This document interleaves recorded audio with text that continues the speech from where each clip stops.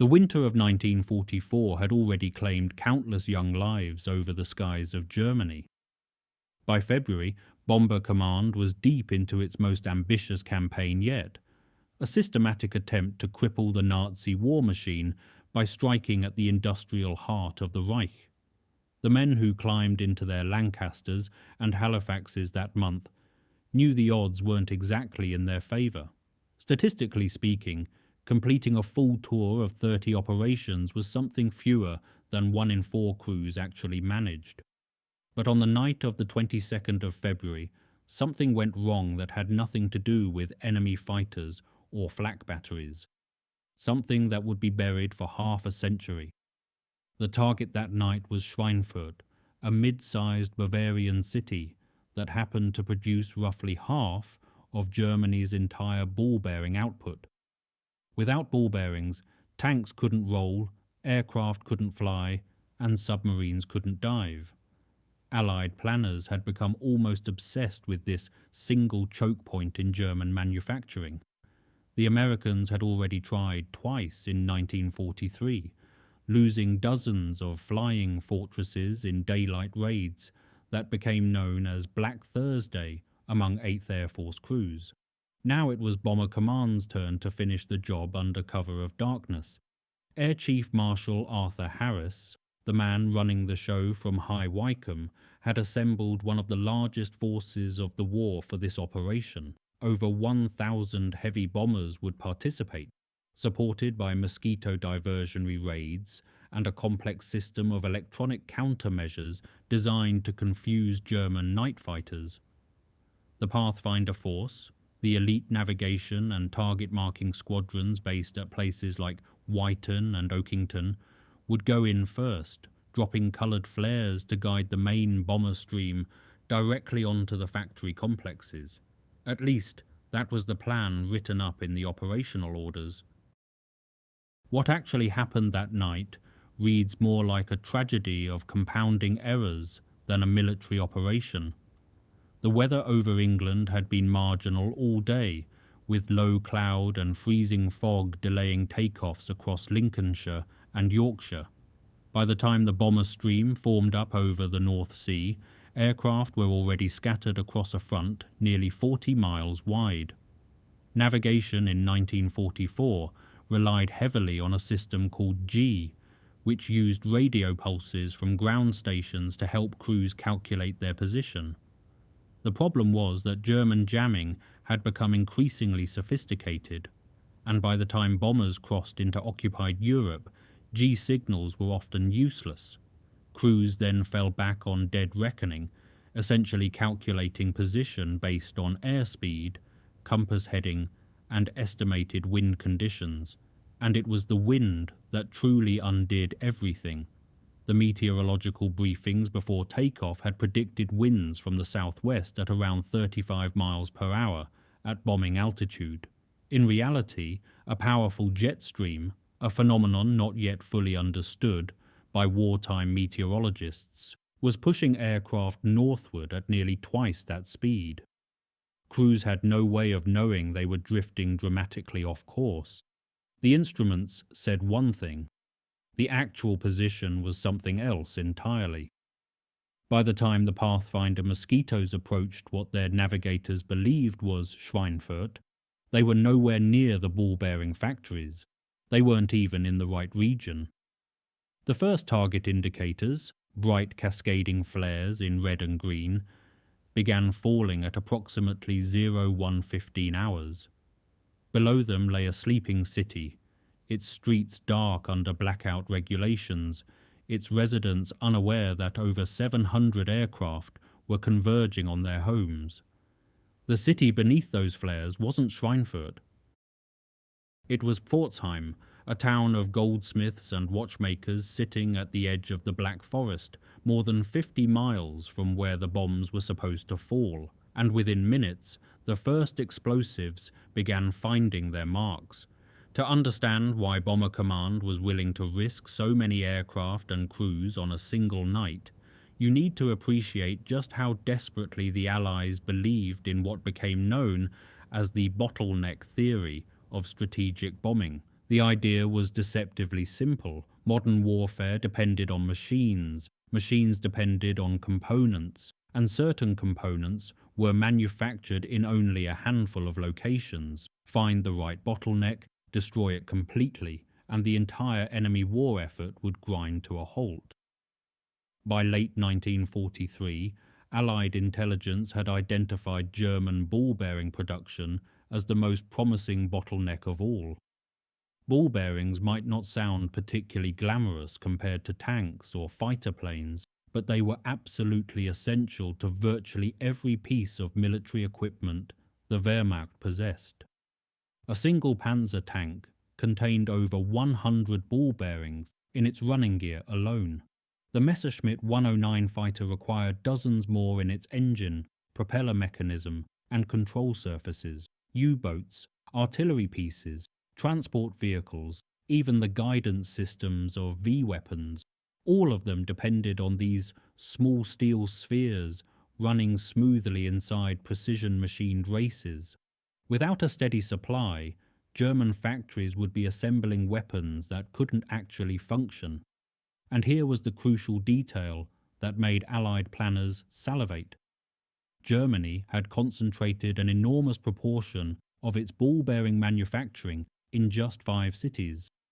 Schweinfurt alone housed 3 massive factories, Kugelfischer, Fichtel, and Sachs, and VKF, that together produced somewhere between 45 and 60% of the Reich's total output, depending on which intelligence estimate you trusted.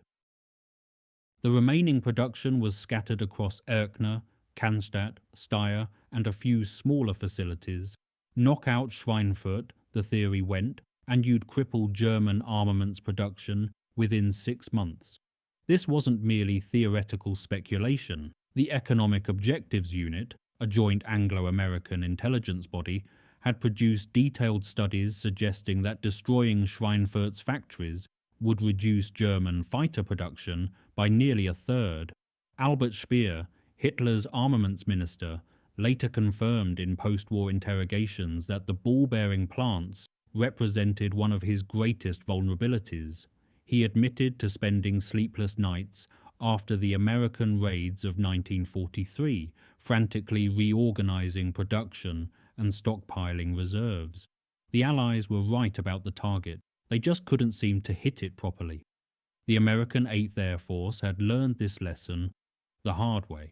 On the 17th of August 1943, 230 B-17 flying fortresses attacked Schweinfurt in broad daylight.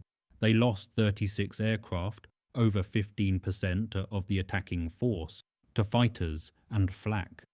The surviving bombers did manage to damage the factories, but German repair crews had production running again within 6 weeks. A second American raid on the 14th of October proved even more catastrophic, with 60 bombers shot down and another 17 written off after landing. 8th Air Force called it Black Thursday and essentially suspended deep penetration raids into Germany until long-range escort fighters became available. This was the context in which Bomber Command planned its February 1944 operation. Harris believed his night bombing tactics could succeed where American daylight precision bombing had failed. His crews would attack under cover of darkness when German fighters were less effective and visual aiming was replaced by the sophisticated marking techniques of the Pathfinder force. The Germans wouldn't see them coming. The factories would burn, and the war might be shortened by months. What nobody at High Wycombe fully appreciated was how much the entire plan depended on accurate navigation, and how badly that navigation could fail when the winds themselves turned traitor. The ball-bearing factories of Schweinfurt sat waiting in the darkness that February night. They would remain untouched. Somewhere to the northwest, a very different city was about to pay the price for errors made at 30,000 feet. The Pathfinder force was Bomber Command's answer to a problem that had plagued aerial bombardment since the beginning of the war. Most crews couldn't actually find their targets. Early bombing surveys had revealed embarrassing truths. In 1941, only 1 in 5 aircraft claiming to have attacked a target had actually dropped bombs within 5 miles of it. On moonless nights over the Ruhr, that figure dropped to barely 1 in 15. Something had to change, and that something was the creation of an elite navigation and target marking unit that would guide the main bomber stream to its objectives.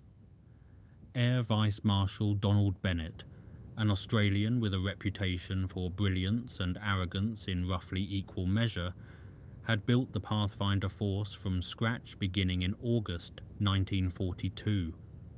His squadrons flew the fastest and most advanced aircraft available, de Havilland Mosquitoes, for the initial marking runs, followed by specially equipped Lancasters carrying the coloured target indicators that would cascade down over the aiming point. The system worked on a simple principle. Pathfinder crews, selected from the most experienced navigators and pilots in Bomber Command, would arrive over the target first. They would identify the aiming point using a combination of navigation aids, visual observation, and ground mapping radar called H2S. Then they would drop their markers, brilliant pyrotechnic flares in distinctive colours, and the main force would simply aim for the glow. On a clear night, with functioning equipment and accurate wind forecasts, the system worked remarkably well. Pathfinder-led raids had devastated Hamburg, Kassel, and dozens of other German cities, with a concentration of bombing that earlier in the war would have been unthinkable. But the system had vulnerabilities that were becoming increasingly apparent by early 1944. Everything depended on those first markers falling in the right place. If the Pathfinders got it wrong, hundreds of following aircraft would faithfully bomb the wrong location with terrible efficiency. The night of the 22nd of February exposed every weakness simultaneously. The Pathfinder Mosquitoes that led the attack were navigating primarily by dead reckoning, their G-sets jammed, and their H2S radar showing ambiguous returns that could have matched several different cities. The navigators aboard these aircraft were calculating their position based on forecast winds that bore almost no relationship to the actual conditions at altitude. Nobody had warned them about the jet stream, a river of air moving at speeds approaching 100 miles per hour that was pushing the entire bomber stream steadily northward. When the lead Pathfinder crews believed they had reached Schweinfurt, they initiated their marking procedures with professional precision. Flares dropped, target indicators ignited. The city below them lit up in the characteristic colours that told the main force exactly where to aim. The problem was location, not technique. These highly trained crews had executed their marking drills flawlessly over a city that simply wasn't on their target maps. Their instruments and calculations told them they were over Schweinfurt. The ground truth was something else entirely. What made the error almost impossible to catch in real time was the nature of night bombing itself. At 20,000 feet in darkness, German cities looked remarkably similar, clusters of blacked-out streets occasionally illuminated by searchlights or the flash of anti-aircraft fire. The Pathfinder crews saw what they expected to see. Their markers fell where their mathematics told them the target should be, and within minutes, the first wave of heavy bombers was arriving overhead, bomb bay doors opening, crews trusting absolutely in the expertise of the men who had gone before them. 700 aircraft were about to attack with complete confidence in markers that were 50 miles from where they should have been. Pforzheim was not a military town. Nestled where 3 rivers converge at the northern edge of the Black Forest, it had built its reputation over centuries on craftsmanship rather than conquest. The jewellery and watchmaking trades had made it modestly prosperous, its skilled artisans producing intricate pieces that found their way into shops across Europe. By 1944, some of these workshops had been converted to war-related precision work, producing fuses, small mechanical components, and similar items, but nothing on the scale of a major industrial target. The population that winter stood at roughly 65,000, swollen slightly by evacuees from more frequently bombed cities who believed the Black Forest offered safety. They were about to discover how terribly wrong that assumption was.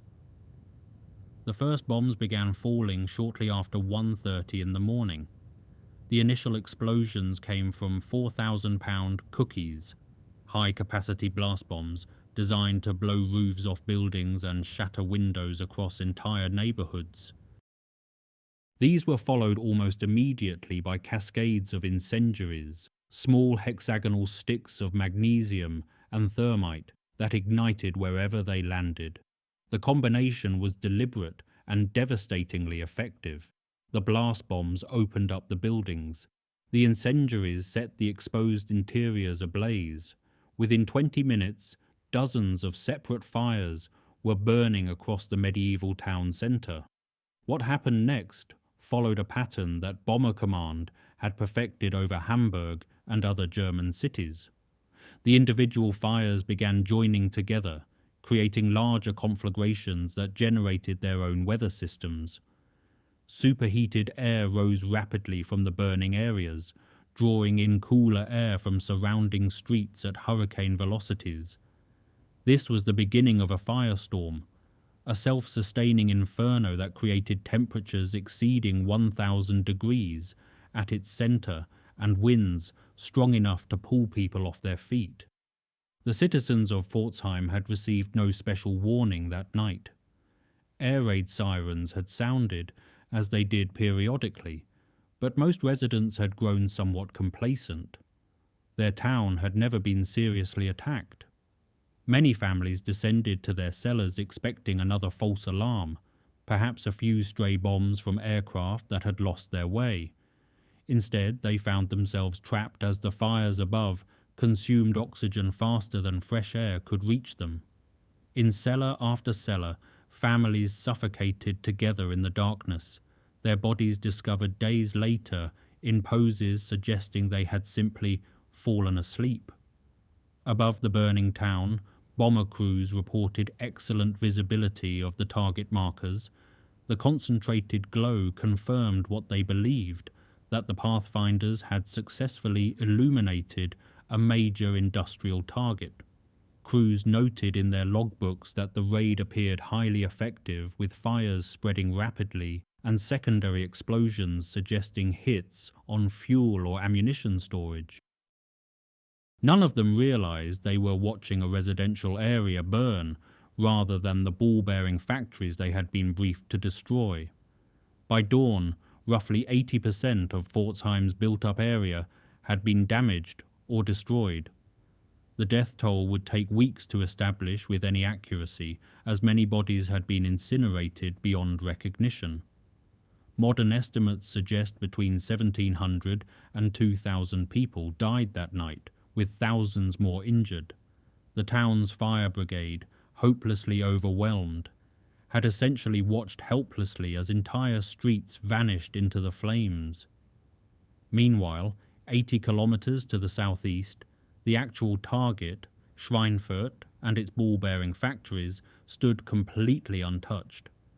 Not a single bomb had fallen on the Kugelfischer works or any of the other facilities that had justified this massive operation. The largest bomber command raid of the month had achieved precisely nothing of military value, while devastating a town that most aircrew had never even heard of. The question now was what to do about it.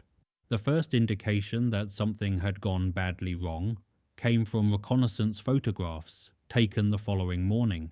Mosquito aircraft from the Photographic Reconnaissance Unit, based at RAF Benson, routinely overflew targets within hours of major raids, bringing back detailed imagery that allowed intelligence officers to assess damage.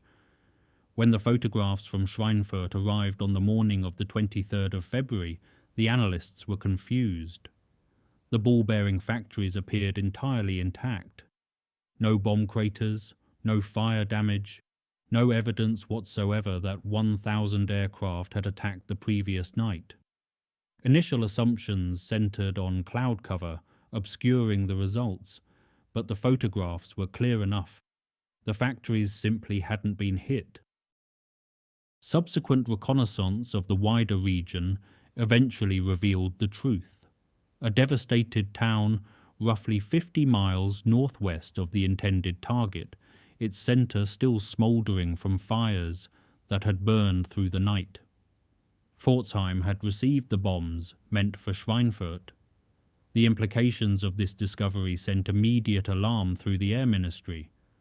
What followed was a masterclass in institutional self-preservation. Within hours of the reconnaissance photographs being analysed, senior officers began the process of controlling the narrative. The operational records from that night would need careful handling. Bomber Command's reputation and the careers of those who had planned and authorised the raid depended on this catastrophic error never reaching public attention. Arthur Harris himself was reportedly furious when briefed on the navigation failure, though whether his anger focused on the error itself or the potential embarrassment remains unclear from surviving accounts. The first step was ensuring that official records reflected a version of events that minimized the disaster. Post-raid reports were compiled with careful attention to ambiguous language. References to the target area avoided specifying exactly which target area had been attacked. Bomb damage assessments focused on the destruction achieved, rather than questioning whether that destruction had served any military purpose. The reconnaissance photographs showing Schweinfurt untouched were classified at the highest levels and quietly filed away. Crews who had participated in the raid were debriefed in the normal fashion, but their accounts were filtered through intelligence officers who knew what conclusions were expected. The average bomber crew had no way of knowing they had attacked the wrong city. They had simply followed the Pathfinder markers as trained. Their logbooks recorded the mission as a successful attack on Schweinfurt. These logbooks became part of the official record, creating a paper trail that supported the approved narrative. The Pathfinder crews themselves presented a more delicate problem. Some of these navigators had clearly realized something was wrong, either during the mission or in subsequent debriefings when the scale of the navigation error became apparent. These men were career officers whose future promotions depended on maintaining good standing with their superiors. They were also bound by military regulations that prohibited discussing operational details outside official channels. Whether through direct orders or implicit understanding, they kept quiet. Parliament received no notification of the disaster. The press, operating under wartime censorship, reported only that Bomber Command had conducted a major raid on German industrial targets. The citizens of Pforzheim buried their dead without ever appearing in British newspapers. For the families of aircrew who had lost their lives that night, because Bomber Command did suffer casualties, even against an undefended target, the official story held that their sons and husbands had died attacking vital war industries. The truth was rather different, but the truth was now classified. The cover-up was not particularly sophisticated by modern standards. It relied primarily on secrecy, hierarchy, and the assumption that wartime chaos would obscure any inconvenient details. For 50 years that assumption proved entirely correct. The young men who climbed out of their aircraft that February morning carried knowledge they weren't supposed to have. Not all of them, certainly. Many crews genuinely believed they had successfully attacked Schweinfurt and thought nothing more of it. But others had noticed inconsistencies during the mission itself. Navigators who had been tracking their position independently of the Pathfinder markers.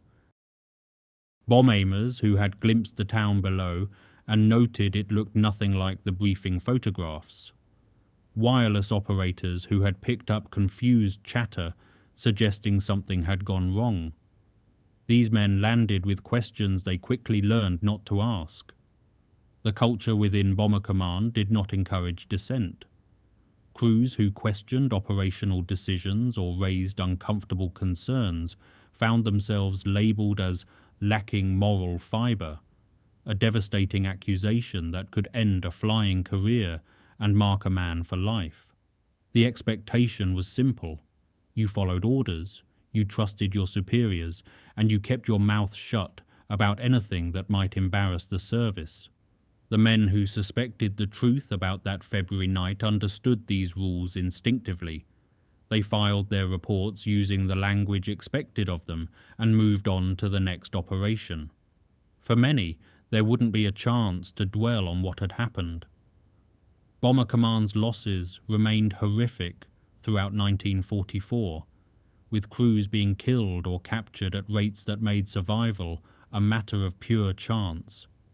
Some of the men who had bombed Pforzheim that night were dead within weeks, their doubts buried with them in scattered graves across occupied Europe. Others completed their tours and were posted to training units or ground duties, where the operational details of individual missions faded into a blur of remembered fear and exhaustion. But a core of survivors carried the memory forward.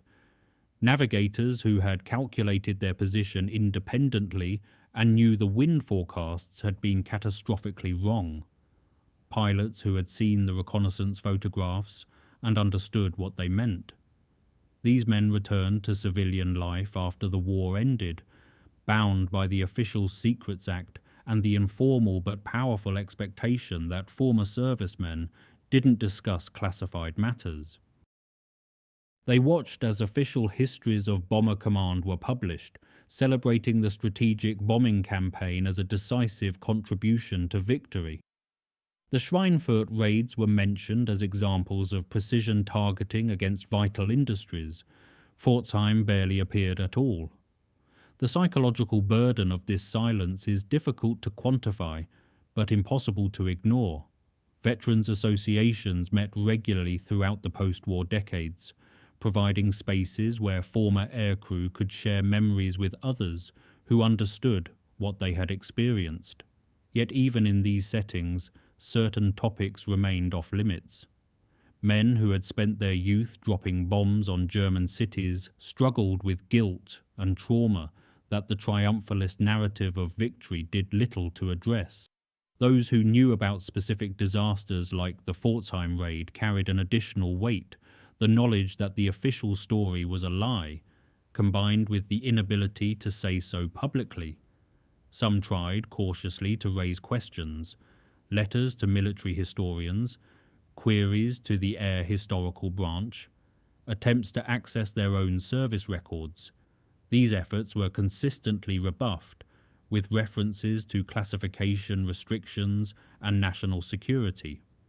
The message was clear. The official version of events was not open for discussion. Former aircrew who pushed too hard found themselves reminded of their obligations under the Official Secrets Act, with its implied threat of prosecution for unauthorized disclosures. And so, the silence held. Through the 1950s, 60s, 70s, and 80s, men grew old, carrying secrets they had never asked to keep. Some died without ever speaking of what they knew. Others waited, hoping that someday the truth would finally be allowed to emerge. The first cracks in the wall of secrecy appeared in the early 1990s, when the standard 50-year classification period began expiring on wartime documents.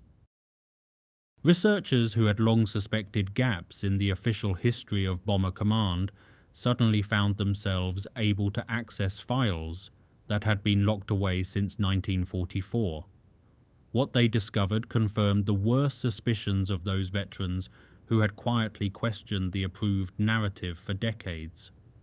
The National Archives at Kew began releasing operational records that told a very different story from the published histories. Internal memoranda from the Air Ministry showed that senior officials had known about the Pforzheim disaster within hours of the raid. Reconnaissance reports clearly documenting the navigation error had been stamped with classification markings and filed separately from the main operational records. Most damning were the annotations on certain documents, handwritten notes from intelligence officers questioning why the official post-raid assessment made no mention of the obvious targeting failure. Historians who examined these newly available materials found a systematic pattern of omission and misdirection. The original logbooks from Pathfinder crews had been amended, with certain position reports quietly altered to bring them into closer alignment with the approved version of events. Meteorological records from that night showed wind conditions dramatically different from those included in the pre-raid briefings, evidence that the forecasting error had been identified and documented, then buried. Perhaps most significantly, internal damage assessments that should have been filed with the operational records were simply missing, their absence noted only by empty folder references in the archive's catalogue. The researchers also found evidence that the cover-up had extended well beyond simple document classification. Correspondence between the Air Ministry and the official historians commissioned to write Bomber Command's wartime record revealed careful guidance about which operations should receive detailed treatment and which should be mentioned only briefly. The Schweinfurt raids were to be presented as successful attacks on vital industry, with no reference to navigation errors or civilian casualties in unintended targets. The historians had complied, producing volumes that generations of students had accepted as authoritative accounts. German records provided crucial corroboration. Municipal archives in Pforzheim contained detailed documentation of the February 1944 attack, including civil defense reports, casualty lists, and contemporary photographs of the destruction. These records made clear that the town had been devastated by a major bombing raid on a night when no Allied operation had officially targeted it. When British and German documentation was compared side by side, the conclusion was inescapable. Bomber Command had destroyed Pforzheim by accident and then concealed the error for half a century. The veterans who had kept silent for so long finally found their suspicions validated. Some were still alive when the documents emerged, elderly men in their 70s and 80s who had carried the burden of knowledge since their early 20s. For these survivors, the archival revelations brought a complex mixture of vindication and renewed grief. They had known the truth all along. They had been right to question the official story, but speaking out would have accomplished nothing except damaging their own reputations and careers. Academic publications began appearing in the mid-1990s, carefully documented studies that reconstructed the events of that February night using the newly available sources. These works named names: the Pathfinder crews who had dropped markers in the wrong location, the intelligence officers who had managed the subsequent cover-up, the senior commanders who had approved the misleading official accounts. For the first time, the Pforzheim disaster became part of the acknowledged historical record, rather than a rumour whispered among aging veterans. The truth had taken 50 years to emerge. The question now was what it meant. The full story of that February night forces us to confront questions that remain uncomfortable even 8 decades later. Questions about the nature of strategic bombing, the accountability of military institutions, and the stories nations tell themselves about their own conduct in wartime. The Pforzheim disaster was not unique. Navigation errors occurred throughout the bomber offensive, and civilians died in countless unintended locations across occupied Europe. What makes this case significant is not the error itself, but the deliberate, sustained effort to ensure it never became public knowledge. The men who planned and executed the cover-up were not villains in any simple sense. They were officers operating within a system that prioritized institutional reputation and wartime morale above transparency. Admitting that 1,000 aircraft had devastated the wrong city would have raised impossible questions. Questions about the accuracy of Bomber Command's targeting claims. Questions about whether the enormous sacrifice of aircrew lives was achieving anything of military value. Questions that might have undermined public support for a bombing campaign that many already found morally troubling. From the perspective of those managing the war effort, silence seemed not merely expedient, but necessary. Yet this logic, however understandable in context, created victims beyond those who died in Pforzheim that night. The aircrew who carried guilt for decades, forbidden from processing their experiences honestly.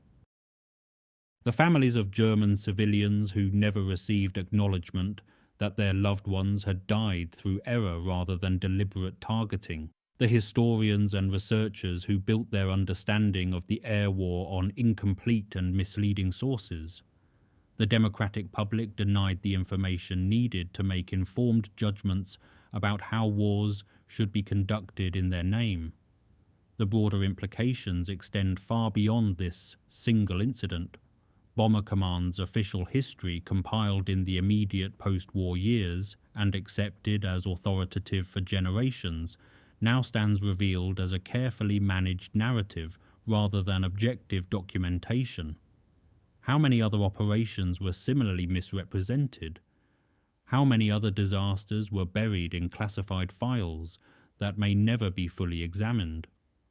The Pforzheim case suggests that the gap between official accounts and operational reality may be far wider than previously acknowledged. Modern military historians have drawn important lessons from the eventual exposure of this cover-up. The importance of preserving unedited primary sources, the value of cross-referencing national archives to identify inconsistencies, the recognition that official histories produced by military institutions require skeptical reading. These methodological insights have improved our understanding of the Second World War more broadly, even as they raise troubling questions about how much remains unknown. For the people of Pforzheim, the belated acknowledgement brought its own complexities. The town had rebuilt itself in the post-war decades, its jewellery industry gradually recovering, its population eventually exceeding pre-war levels. Memorial services had been held annually for the victims of the February raid, though for 50 years these commemorations lacked any official recognition from Britain. When the truth finally emerged, some called for formal apologies. Others argued that reopening old wounds served no constructive purpose. The debate continues in various forms to this day. Perhaps the most important legacy of this hidden history lies in what it teaches about institutional memory and accountability. Governments and military organizations have powerful incentives to control narratives about their own conduct. Classification systems designed to protect legitimate secrets can equally serve to protect reputations from legitimate scrutiny. The passage of time does not automatically bring truth to light. It often merely allows those responsible to escape accountability entirely. The crews who bombed Pforzheim are gone now. The officers who orchestrated the cover-up are gone.